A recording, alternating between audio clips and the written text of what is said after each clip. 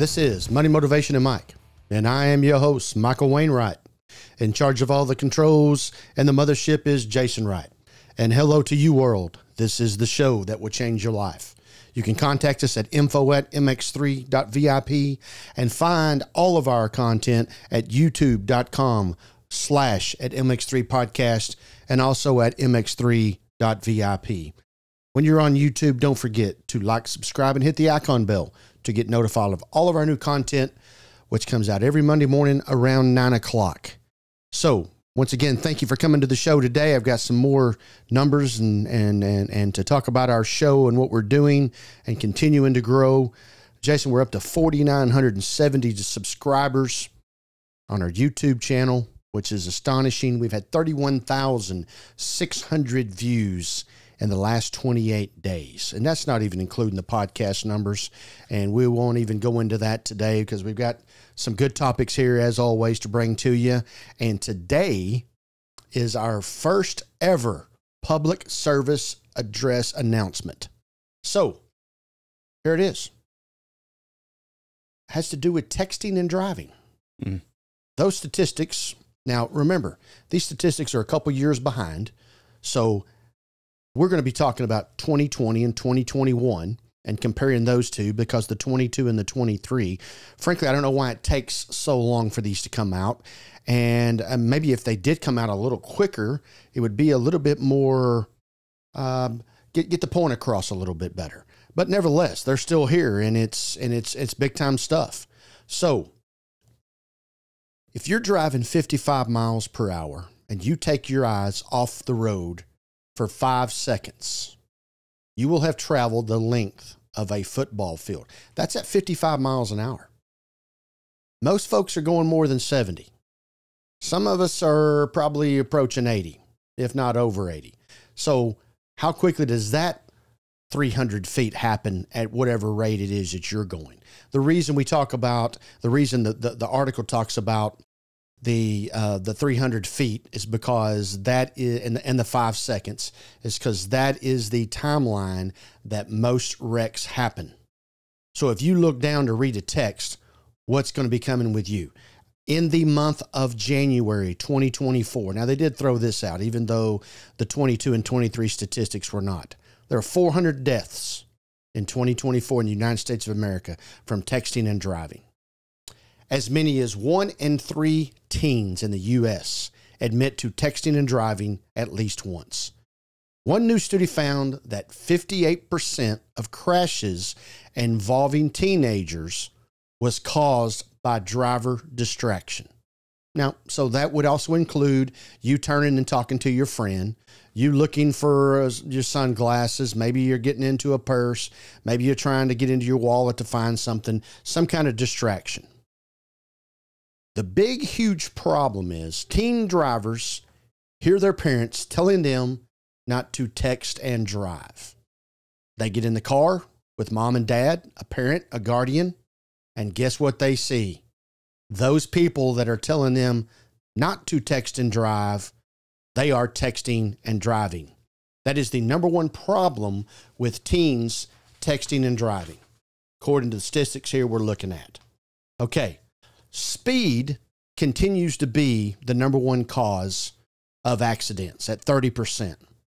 Drinking and driving continues to be number 2 at just right behind it at 28%. And the third cause of accidents on our streets and highways is texting and driving. Not distractions, not talking to your co-passenger, texting and driving. The third most cause of accidents in the United States. Article continues on. In parentheses, here's a cliche. Texting is worse than guns. Now, I want to touch on that just for a minute. Over 12,000 people died in 2021 from gun violence. Most of the time when you are shot, you have a great chance of dying. 2 things, guns and texting and driving. They're both bad. We talk about gun laws in the United States of America, it seems like on a daily basis. We hardly ever talk about texting and driving. In the year 2020, 3,100 people lost their lives while texting and driving.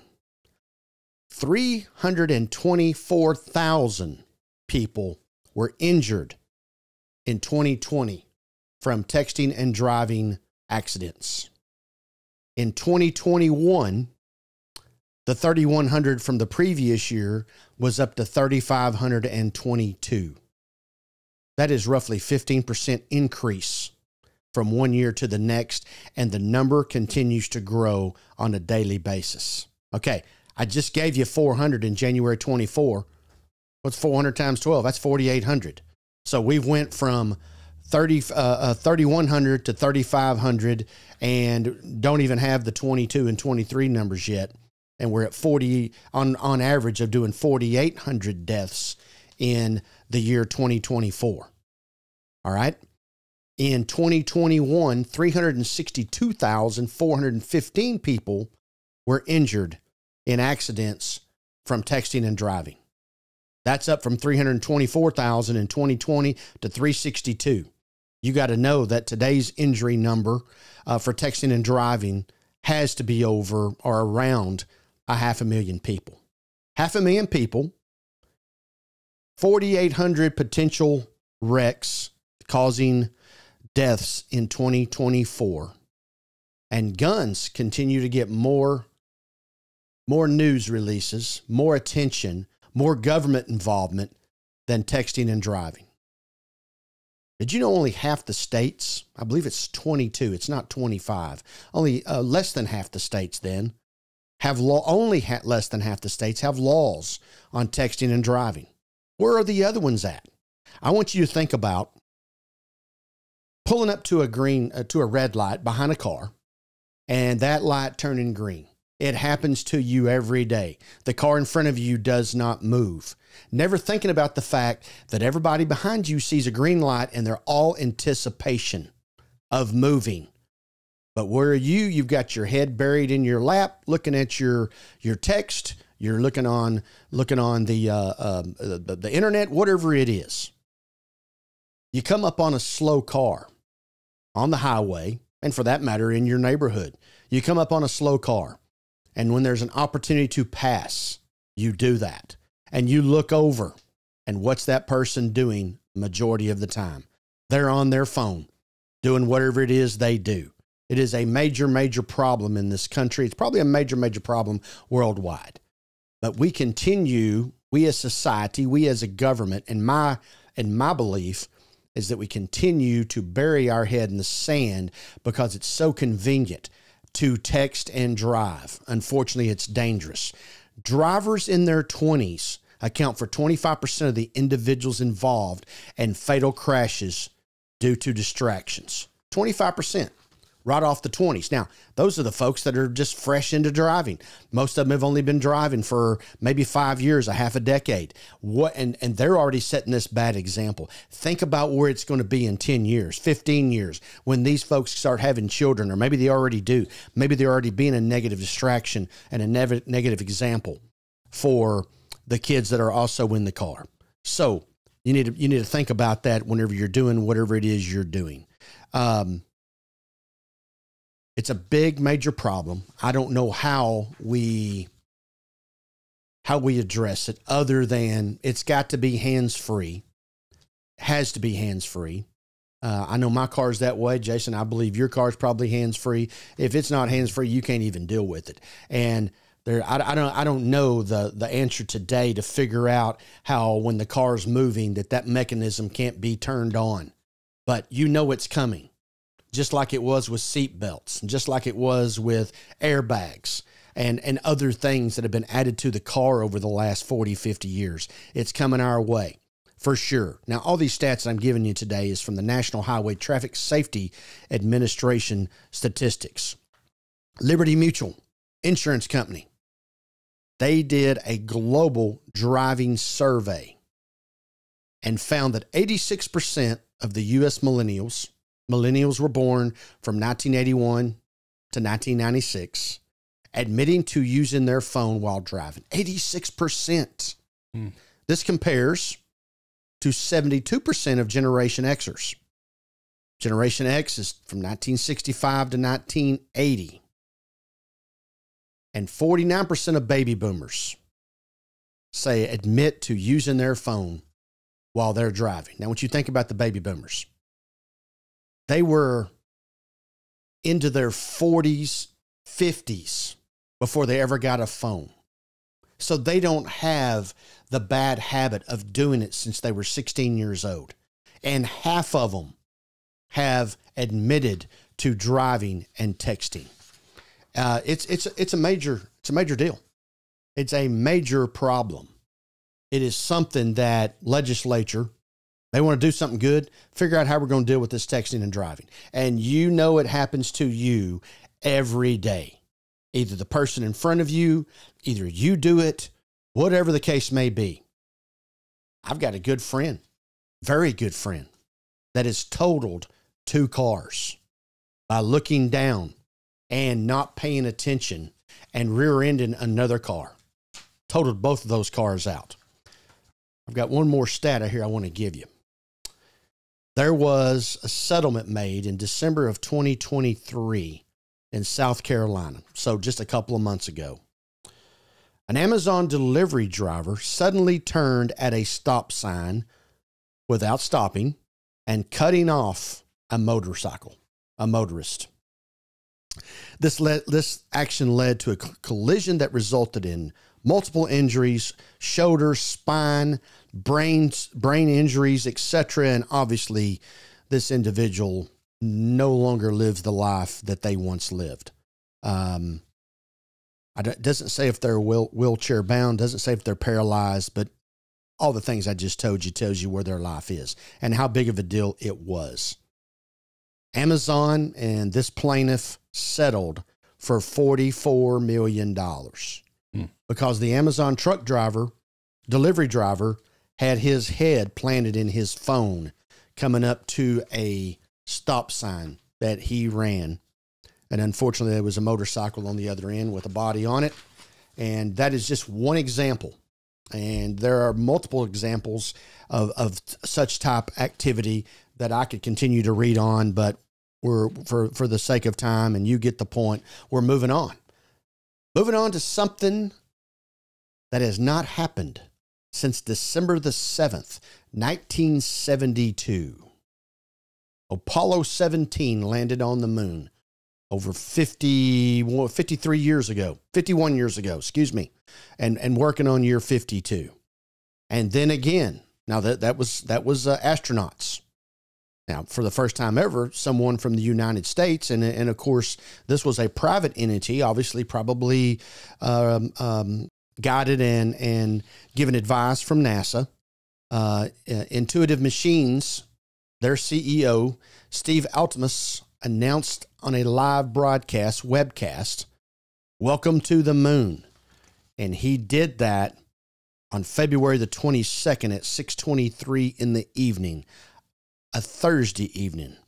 And that is all according to Intuitive Machines after they used its methanol fuel onboard engine to steer itself towards the cratered surface of the moon. This is interesting.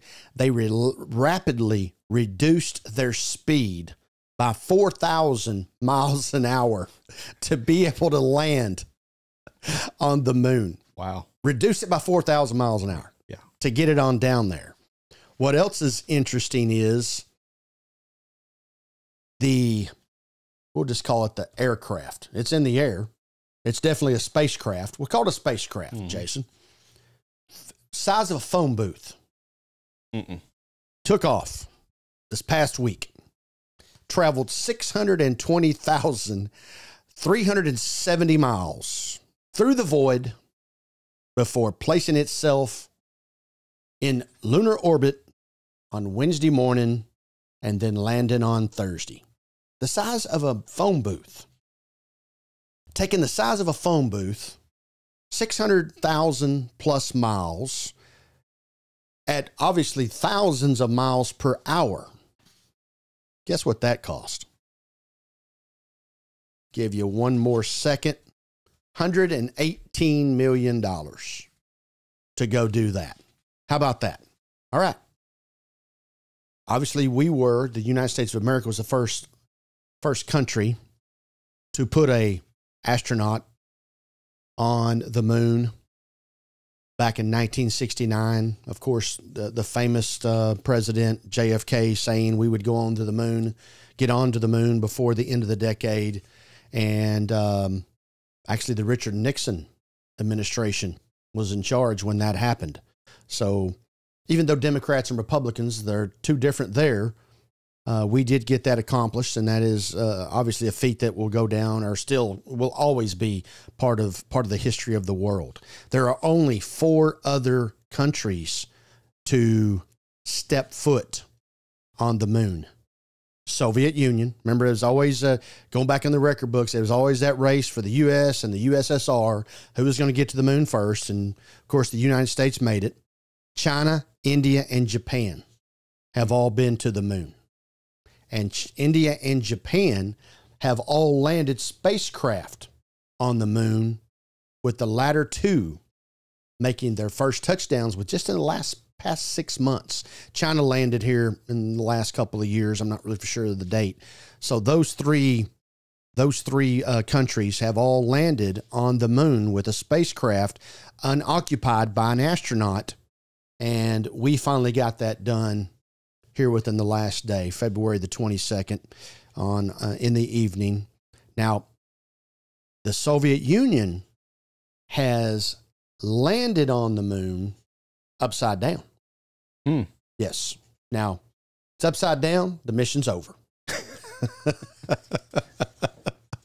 Yes, the mission would be over. Now, there's a South Pole on the moon. Haven't really thought about it. I guess there's a South Pole on every little ball out there in space around the world.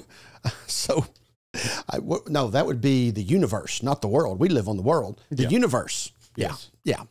Yeah. Astrology was not my strong suit. Never wanted to be an astronaut. Therefore, didn't care how. I did like I Dream of Jeannie growing up.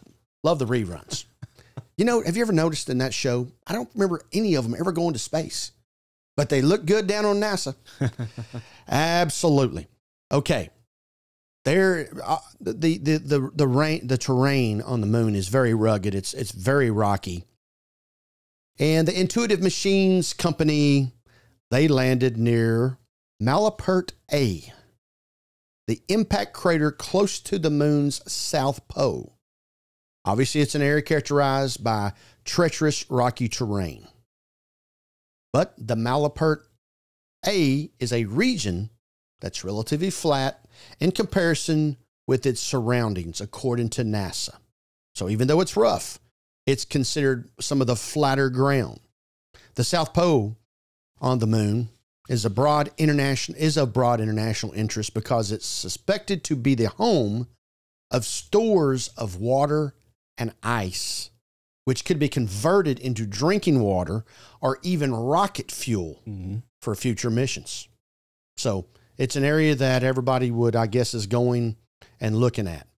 On this particular mission, they're trying to demonstrate communications, navigation, precision landing techniques, gathering scientific data, rocket fuel, linear surface interactions, as well as space weather and lunar surface interactions affecting radio.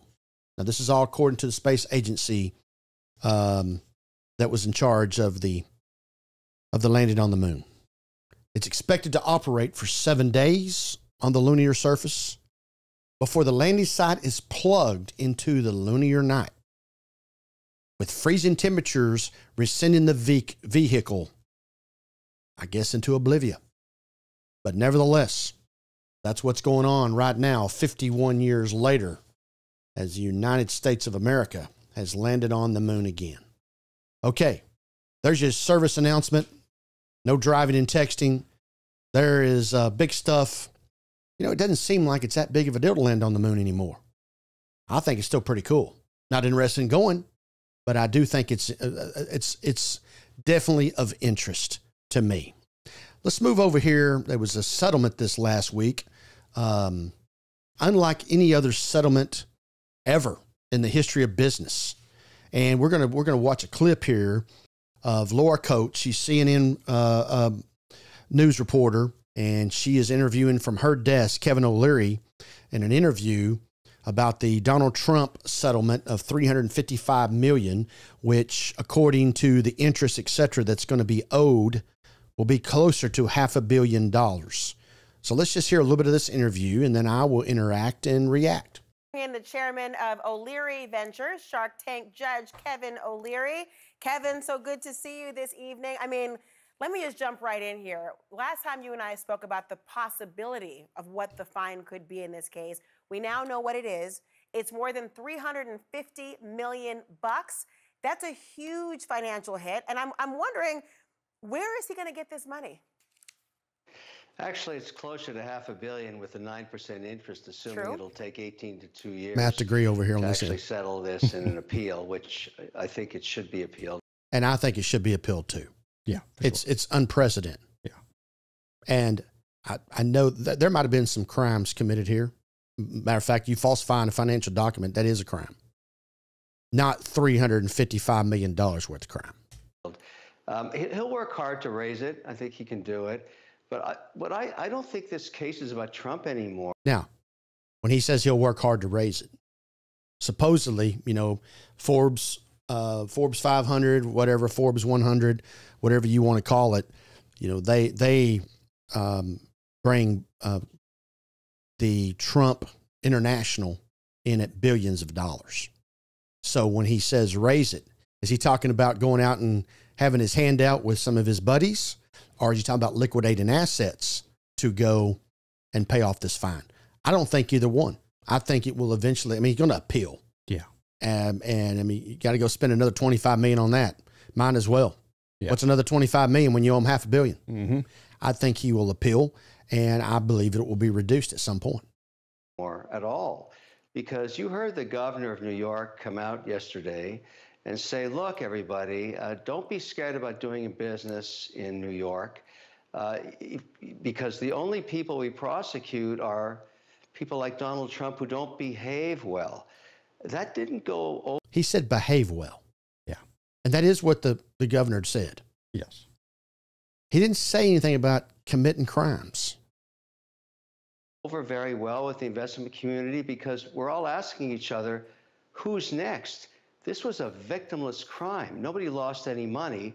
And a judge out of nowhere put on a $355 million penalty. I mean, who's next? So if you think Kevin, about before I don't want to cut you off, but I hear about I don't want to cut you off, but I just did. Exactly. the so-called victimless crimes, but the laws on the books, falsification of business records in second degree, issuing false financial statements, insurance fraud, conspiracy, and all these different aspects of it, those are actual crimes. I take it your point is that these should not have been prosecuted? Well, Okay. He's already said it was a crime. Before he said, I think he said victimless crimes. Okay, it was a crime. It is a crime. Falsifying financial statements. But typically, here it is, because I mean, I've been involved in helping clients go to the bank, borrow money, etc. And you're basically signing off, giving those financials out to those banks. Those banks are loaning money based on these financials. Mm-hmm. None of that ever comes up. No. Unless you default on the loan. Then they want to know what's happening. None of that ever comes up. Hey, I think you paid back every dollar of this. It's paid off. Everybody's settled. And did the bank say they still want to do business with you? Absolutely. Let's see. Just continue on here. my point is there's never been a case like this in 75 years. Everything you just listed off is done by every real estate developer everywhere on earth in every city. This has never, ever been prosecuted. But here's the real point that people in New York should concern themselves with. You can put your money anywhere. I'm a real estate developer. Do you think there's a chance I would ever take a chance on New York again? New York is turning itself into a flyover state. I have to build data centers now. I'm not going to go to New York. New York has power. It's got fiber optics. It's got Niagara Falls. But no, we're not even thinking about it. We're going to places that have the exact same thing, where we have rational governors that have never done this to investors. This is about New York and its people. If I were in New York today and I was living there, I would ask myself, maybe we should hire better management. Why is this happening to us? Why are we becoming a flyover state? Why? Now, I don't know why he said better management, because this all comes down to one person, the judge. Yeah. Maybe he had somebody in his ear behind the scenes. We're not going to accuse him of that, because that is not how judges do things. But I don't know about better management, et cetera, going on, because the management was in place and they did accept, now the management being the banks, they did accept the information. They did give him a loan. He did pay it off. So I'm not, what's the problem? And this bank has done their own due diligence. They said it was worth what they thought it was worth. And here we are. Yeah. So whatever. One more thing about this judge. He already passed a guilty verdict before they even stepped foot in the courtroom. Yeah. He based that on his notes that he has in front of me. Yes. Kind of like the notes I have here in front of myself. Right. So whatever. We tracking this, and who knows, this is going to go on for years. I'm going to get tied up, and just like all of other things, I don't foresee that being a quick, and then Trump gets elected president, then it's really going to get put on hold, on and on and on. So, hey, we'll watch it. If something comes about, we'll bring it back on here at Money, Motivation, and Mike. Info at mx3.vip is where you can always send us your emails, and we love hearing from you, and you always do a good job of giving us basically a lot of congratulations and gratitude coming our way. You can find all of our content at mx3.vip or on the YouTube channel, youtube.com/@MX3 Podcast. And don't forget to like, subscribe, and hit the bell icon to get notified of all of our content, which comes out every Monday morning around 9 o'clock. And obviously, Jason, people are subscribing. Indeed. When we come on the air, we may already be over 5,000 subscribers. I imagine so. And that's strong, strong numbers. Thank you once again for continuing to promote, support, listen, view Money, Motivation, and Mike. So until next time, continue to live your life the right way.